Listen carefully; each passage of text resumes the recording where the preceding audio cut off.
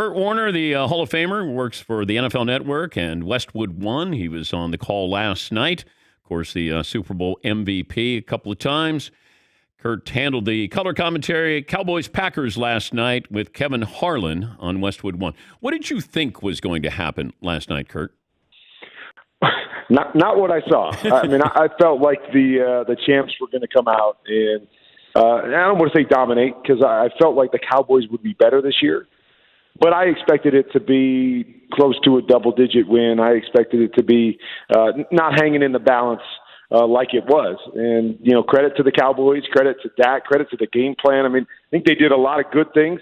Bucks didn't look as good as I think we all expected them to look. Coming back with all the starters, you expected them to pick up where they left off. They were a little, they were all over the place. If you're a Cowboys fan today, how do you feel? I think you feel pretty good. Moral victories, we always talk about them or say that that's not really a thing in the NFL because it's about winning football games. But I just said what I expected to happen last night, and the Cowboys took them down to the wire. The Cowboys had opportunities. They made some mistakes. Otherwise, man, they could have had this game in hand a lot earlier. But I think the biggest thing is Dak Prescott. You're coming back from the injury. We wondered what we were going to get. You just signed him to the big deal.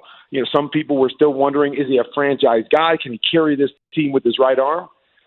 He answered all of those questions last night. I think what they can be, what they want to be, that they want to be a throw-first team, which is what the NFL has gone to. And Dak showed them, we can do this. And the defense stepped up and made some plays when they needed to. Still, I don't know if it's a championship defense yet, but if you've got an offense that can play like that and Dak plays like that consistently, they're going to surprise a lot of people and they're going to win a lot of football games this year. So I think if you're a Cowboys fan, you're excited today going, yeah, we went toe-to-toe with the champs and probably should have won that football game. We're feeling pretty good about ourselves. All right, more concerned, lack of a running game or the lack of pressure on Tom Brady? I'm going to probably say pressure. The lack of running game, worries me a little bit. You want to be able to run it, especially because that's what their identity was the last couple of years. But what we saw last night is what a lot of teams are starting to do now is that it's running back by committee. And a big part of their run game is the quick little wide receiver screens, bubble screens that you throw to guys.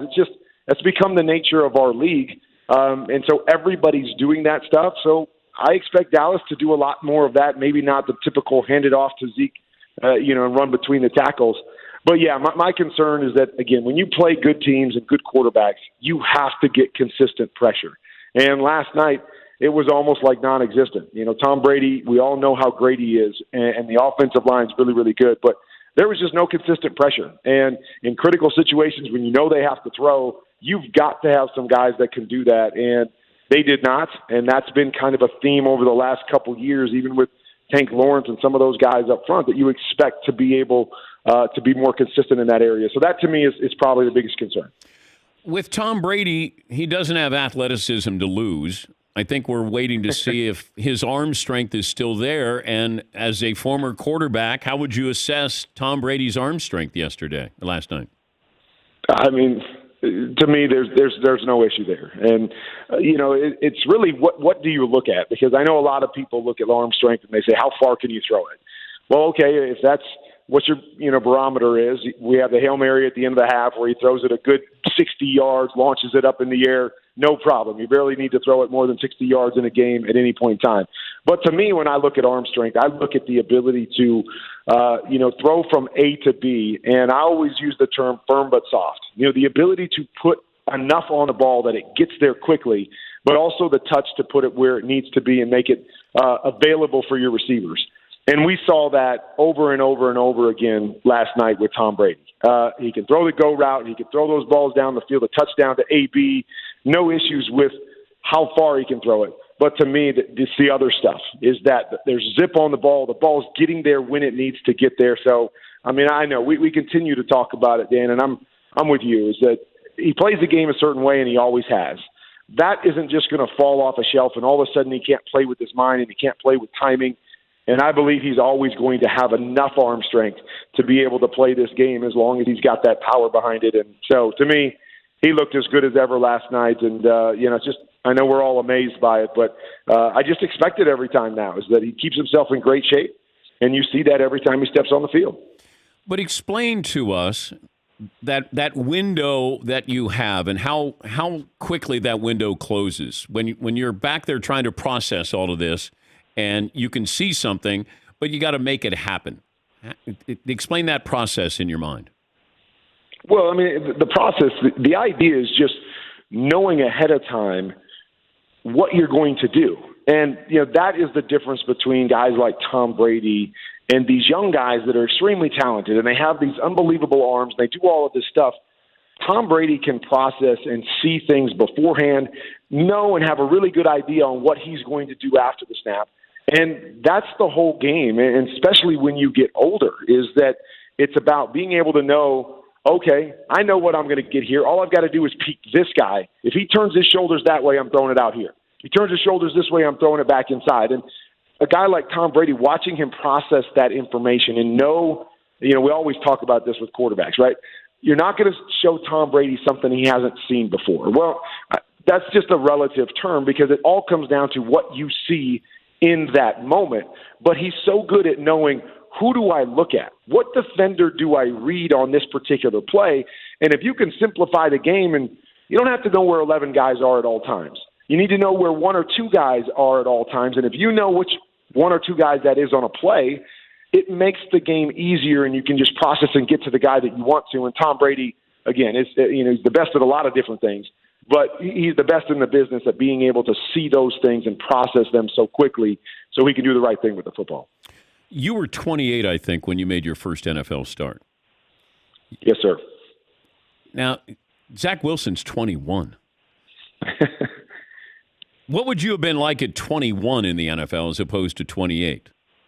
I don't know. And I look at Zach Wilson because, Zach Wilson, I guess, played a couple years in college. I played 1 year in college when I was on the field playing as a full-time starter. And I realized from the time I was, that age or maybe even a little older when I graduated to the time I came back in the NFL, how much football I learned, how much I grew, how much situational stuff playing arena football and in Europe I got to experience that I hadn't experienced that 1 year playing ball. Yeah, I played well. Zach Wilson played great, last year.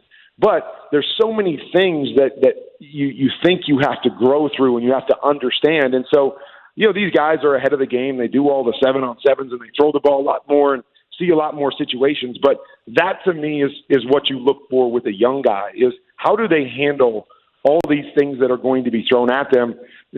Not the least of it is being an NFL starting quarterback in New York and the scrutiny and pressure and expectation that comes with that. So I don't know if I would have been very good when I was 21 years old. I'm fortunate that I got seasoned a little bit through that time. And when I got to be 28, I was much more mature in who I was as a player and who I was as a person to be able to deal with all the stuff that comes with it. We're talking to Kurt Warner, the Hall of Famer, NFL Network analyst. He was on the call on Westwood One last night with Kevin Harlan. Yeah, trying to understand these quarterbacks. And I know that they grew up in a different era as far as being acclimated to five wide when you're in high school, calling your own plays at the line of scrimmage, private coaches, all of these things. But, Trevor Lawrence is on a team that's not very good, whereas Mac Jones is on a team that I think will be a playoff team. The difference in those two situations is what? The biggest part of that is bad team, quarterback, good team, rookie quarterback. I think the biggest challenge is not feeling like you have to do everything. Is if you're in a situation like Mac Jones and you say to yourself, man, we can run the ball or we can scheme guys or our defense, we know Bill Belichick is always going to have a good defense and not allow a bunch of points each and every game. It helps you to settle in and go, okay, I know there's expectations because I was a number one draft pick or the number one overall pick, but I don't have to do everything on my own, and that's going to, implement itself. You're going to see that play out. If you're Trevor Lawrence coming in and you don't have that defense and you're the number one pick and everybody expects you to be, you hear all these things, oh, he's the best prospect since Peyton Manning or these things that you hear, and now your team's not very good and you're expected to win and make a difference. I think it's so much easier to start pressing and going, okay, I got to make every throw. I've got to do everything for this team. I can't ever throw the ball away. I've got to run around and make these special plays to be a difference maker for my team. And oftentimes that can take you in the wrong direction, especially if you're not made up the right way, where you're going to go through lumps and you're going to throw a bunch of interceptions because you're trying to do too much. So that's something I'm always watching with every rookie quarterback, but specifically in situations where a guy is drafted that high and the team around him isn't that good, yet the expectation is for that young man to come in and make an immediate difference no matter who's around him. It's great to talk to you. I know you had a busy schedule getting back home, and we appreciate you joining us, Kurt. Thank you. You got it, Dan. We'll talk soon. That's Kurt Warner, the Hall of Famer, joining us on behalf of the NFL Network and Westwood One.